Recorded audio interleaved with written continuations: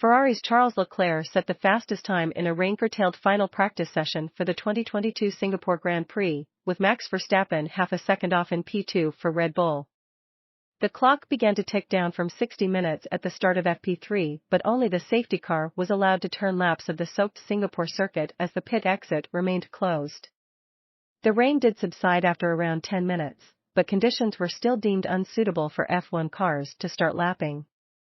Trackside marshals continued to sweep the track of standing water, and it was soon announced that the pit exit would open to let cars out at 18:30 local time, with half of the session left to play. The AlphaTauri drivers emerged first, several joining them on wet tires for the next 10 minutes, after which Max Verstappen donned intermediate tires and began to set the pace. Soon others would follow suit and times would tumble, with Charles Leclerc eventually taking top spot with a time of 1 minute and 57.782 seconds. Leclerc's lap bumped Red Bull's Verstappen down to second by 0.526s, Carlos Sainz finishing third and another half a second back in the other Ferrari.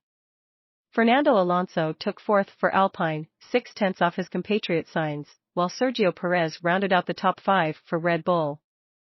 Lance Stroll's post-checkered flag flying lap put him sixth, teammate Sebastian Vettel 0.7 off in P8, with Alpine's Esteban Ocon splitting the Aston Martins.